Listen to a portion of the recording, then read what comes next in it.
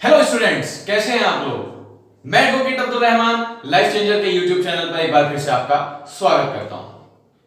Students, आज हम पढ़ने जा रहे हैं इनकम टैक्स सीरीज की अगली वीडियो में कैपिटल गेन का नेक्स्ट पार्ट, मतलब कैपिटल गेन का ये 30वां लेक्चर है इनकम टैक्स सीरीज की वीडियो में। अभी तक हम पढ़ चुके हैं सेक्शन 51 तक, फर्स्ट लेक्चर में पढ़ा था 51 तक, उसके बाद हमने पढ़ा था सेकंड लेक्चर में 46A तक। अब हम शुरू करेंगे नए सेक्शन से और देखते हैं कि कहां तक मैं आपको करा पाता हूं। इस वीडियो में अगर ये चैप्टर पूरा ना हो पाया तो नेक्स्ट वीडियो में तो लगभग हो ही जाएगा। एग्जाम में बहुत टाइम है तो आपको मैं इसलिए आराम से पढ़ा रहा हूं जिससे आपको टाइम भी मिले और ज्यादा से ज्यादा समझ में भी आए, क्योंकि एग्जाम सीए इंस्टीट्यूट ने पोस्टपोन कर दिए हैं। अब नई गाइडलाइन आएगी, नई चीज आएंगी, कब होगा ये तब देखा जाएगा।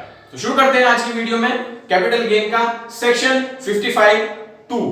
सेक्शन 55(2) क्या कहता है देख लेते हैं। सेक्शन 55(2) कहता है कि अगर आपने कोई जैसे एसेट्स ऐसा होता है जैसे गुडविल है आपकी, या फिर कोई ट्रेडमार्क है, या फिर इस तरह का मतलब कोई आपका राइट टू मैन्युफैक्चरिंग है, वो अगर आपका कोई है तो अगर आप उसको सेल कर रहे हैं तो उसका कॉस्ट ऑफ एक्वाइजिशन या फिर उसका सेल कंसिडरेशन का ये कैसे लगेगा, ये देखा जाएगा इसमें कि अगर वो सेल्फ जनरेटेड एसेट्स है तो उसका कॉस्ट ऑफ एक्वाइजिशन नील हो जाएगा। कॉस्ट ऑफ एक्वाइजिशन नील हो जाएगा। प्रैक्टिकल सी बात है कि जो एसेट्स मैंने खुद से जनरेट की है, अगर मैंने अपनी गुडविल खुद से बनाई है तो उसका कॉस्ट ऑफ एक्वाइजिशन का मतलब ही खत्म हो जाता है कि जब मैंने वो कोई किसी से परचेज ही नहीं की, कोई एक्वायर ही नहीं हुआ, तो कॉस्ट ऑफ एक्वाइजिशन का कॉन्सेप्ट ही खत्म हो जाता है। तो सेल्फ जनरेटेड अगर कोई गुडविल हो गया, आपका ट्रेडमार्क का हो गया, या फिर आपका राइट टू मैन्युफैक्चरिंग हो गया, इस तरह के अगर कोई एसेट्स है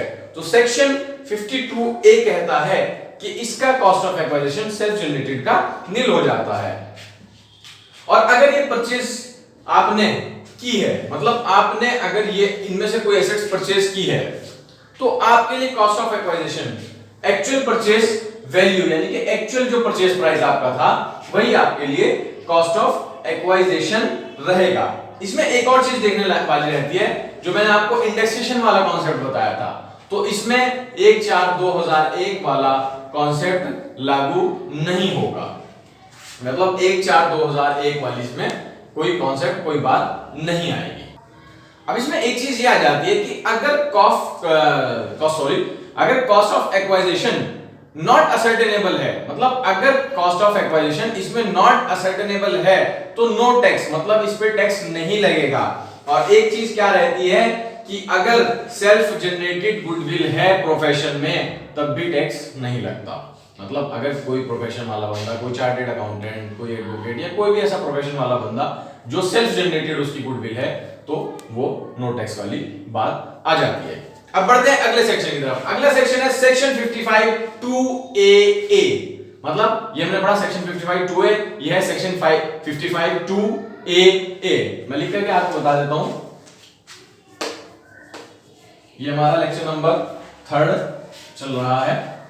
तो ये है अगला सेक्शन जो मैं आपको पढ़ा रहा हूं, सेक्शन 55(2)(a). इससे पहले हमने पढ़ा था ए, जिसमें मैंने आपको ये गुडविल वाली बातें बताई है। इसके अंदर क्या है, इसके अंदर है जो अगर आपका राइट शेयर या फिर बोनस शेयर, एक है राइट शेयर होता है, एक होता है बोनस शेयर। बोनस शेयर तो आपको सीधा सीधा समझ में आ रहा होगा कि बोनस शेयर तो वो है जो आपको, अगर आप शेयर होल्डर हैं तो कई बार कंपनी दिवाली पर बोनस शेयर निकाल देती है, या फिर किसी ऐसे ओकेजन पर बोनस शेयर दे देती है, या ऐसे ही कंपनी कभी कभी बोनस शेयर दे देती है। एक होता है राइट शेयर। राइट शेयर क्या होता है पहले ये समझ लीजिए। राइट शेयर ये होता है कि फॉर एग्जांपल मेरे पास शेयर्स हैं, 1000 शेयर हैं किसी कंपनी के। तो जब किसी कंपनी के मेरे पास 1000 शेयर हैं तो कंपनी मुझको ये मानती है कि भाई आप कंपनी के वैल्यूएबल शेयर होल्डर हैं। मैं आपको एक बहुत छोटा नंबर बता रहा हूं, 1000 हो सकता है मेरे पास 1 लाख शेयर हैं, या जब कंपनी उसको वैल्यूएबल मानेगी तो जितना भी है उसको आप समझिए, थोड़ा सा प्रैक्टिकली समझाएगी, नंबर्स में मत जाइए। कि अगर मेरे पास शेयर्स हैं तो कंपनी मुझको, अगर उसका शेयर है 500 रुपए का और कंपनी मुझको ये कहती है कि आप इसको हम ये शेयर 200 रुपए में दे देंगे, तो जब वो शेयर मुझे इस तरह से मिलता है तो वो राइट शेयर कहलाता है। अगर राइट शेयर को मैं सेल करता हूं तब क्या होता है, या फिर बोनस शेयर को मैं सेल करता हूं, तो सेक्शन 55 2AA क्या कहता है देख लेते हैं। सेक्शन 55 2AA कहता है कि अगर आप बोनस शेयर बेच रहे हैं तो अगर उसको एक्वायर्ड किया था 2001 से पहले, मतलब 1 अप्रैल 2001 से पहले, तो उसका फेयर मार्केट वैल्यू देखा जाएगा एज ऑन 1/4/2001। 1/4/2001 को उसका फेयर मार्केट वैल्यू क्या था ये हमें देखना पड़ेगा। If bonus share acquired after 1 अप्रैल 2001, मतलब जब से इंडेक्सेशन शुरू हुआ, ये 1 अप्रैल 2001 वाली बात इसलिए आ रही है क्योंकि इंडेक्सेशन 1 अप्रैल 2001 से शुरू हुआ है। तो अगर 1 अप्रैल 2001 के बाद एक्वायर्ड हुआ है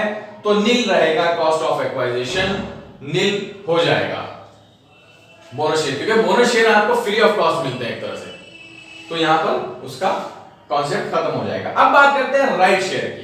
राइट शेयर क्या होता है कि राइट शेयर तो ये हो गया कि आपको कंपनी ने ये कहा कि आपको राइट शेयर, मतलब 500 शेयर दे रहे हैं 200 रुपए के हिसाब से, तो आपने 500 में से 300 शेयर तो खुद खरीद लिए 200 रुपए के, और कुछ शेयर्स के आपने राइट्स बेच दिए।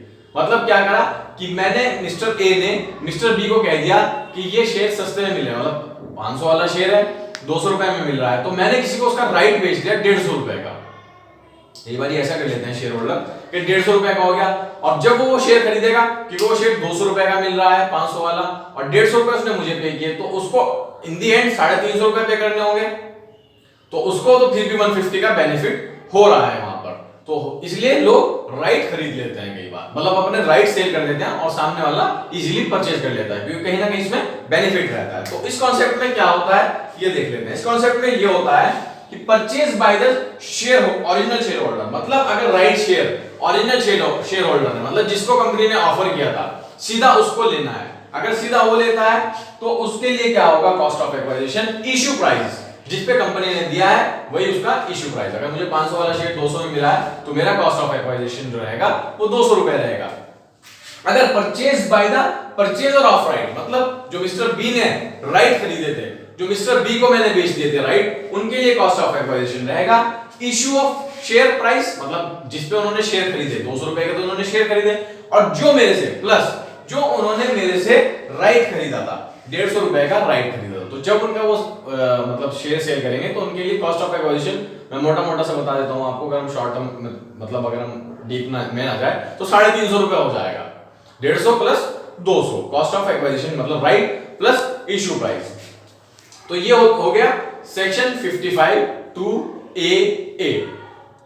अब इसमें एक तीसरा पार्ट आता है, जैसे कि तो बोनस का हो गया, एक शेयर होल्डर के लिए हो गया, राइट वाला शेयर होल्डर के लिए हो गया, फिर परचेजर ऑफ राइट के लिए हो गया। अब एक इसमें थर्ड पार्ट आता है राइट, क्योंकि मैं राइट बेच रहा हूं तो मुझे भी तो कहीं ना कहीं प्रॉफिट हो रहा है, तो वो राइट जो मैं बेच रहा हूं उसके लिए कॉस्ट ऑफ एक्वाजिशन नील रहता है, और वो ऑलवेज एसटीजी, मतलब शॉर्ट टर्म कैपिटल गेन। मैंने आपको शुरू में बताया था जब मैंने कैपिटल गेन शुरू किया था, STG LTCG, STCG short term capital gain, LTCG long term capital gain. तो ये बात हो गई सेक्शन 55 2A अब कंप्लीट हुआ। अब बात करते हैं सेक्शन 50B। अगला जो सेक्शन है वो है सेक्शन 50B। सेक्शन 50B किस बारे में है? सेक्शन 50B है स्लम सेल के बारे में। स्लम सेल क्या होता है ये पहले मैं आपको बताऊंगा, उसके बाद इसके ट्रीटमेंट्स और इसके कैपिटल गेन के अंदर क्या होता है। पहले मैं आपको बता दूं कि स्लम सेल क्या होता है। स्लम सेल ये होता है, फॉर एग्जांपल ये मेरा पूरा क्लासरूम है या मेरे पास कोई भी XYZ इस तरह की प्रॉपर्टी है, तो मैं आपको एग्जांपल देता हूं अपने इस क्लासरूम के। अब मेरे इस क्लासरूम के अंदर एसी लगा हुआ है, कैमरा लगा हुआ है, फर्नीचर रखा हुआ है, मतलब पूरा मतलब एक सेटअप टाइप है।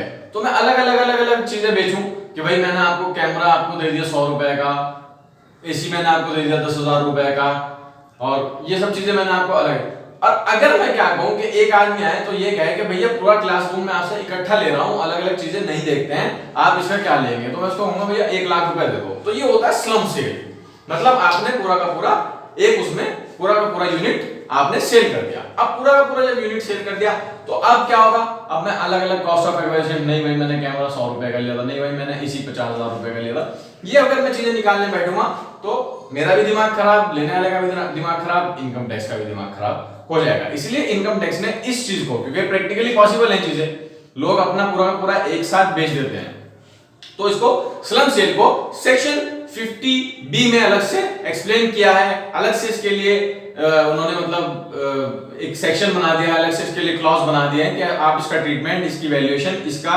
टैक्स का कैलकुलेशन कैसे करेंगे।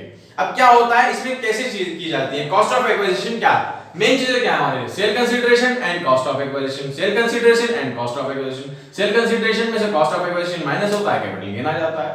कैपिटल गेन में भी कैसे टैक्सेबल होता है, कितने परसेंट टैक्स लगता है, उसकी क्या एग्जेम्पशंस है, ये मैं आपको आगे आगे बताता रहूंगा। लेकिन पहले देख लेते हैं सेक्शन 50B का ये कहता है कॉस्ट ऑफ एक्वाइजिशन और कॉस्ट ऑफ इंप्रूवमेंट जो भी अगर आपको निकालना हो तो उसका निकलेगा net worth of the undertaking of division. अब नेटवर्थ कैसे निकलता है, नेटवर्थ निकलता है आपका एसेट्स माइनस लायबिलिटीज जो भी होती है, तो नेटवर्थ आ जाता है।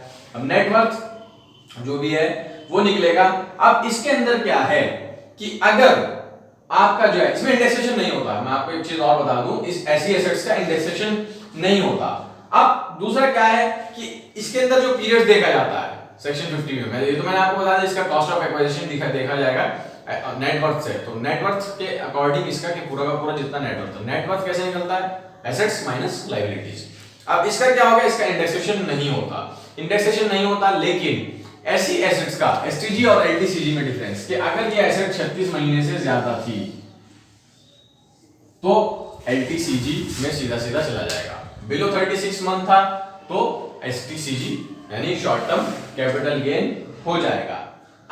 अब जैसे कि जो एसेट्स की वैल्यू कैसे कैसे निकालते हैं ये मैं आपको बताता हूं। उसमें सेक्शन 50B में एसेट्स की जो वैल्यू निकलती है वो निकलती है कि अगर सेक्शन 35 एडी वाली एसेट्स हैं तो उनकी वैल्यू नील हो जाती है।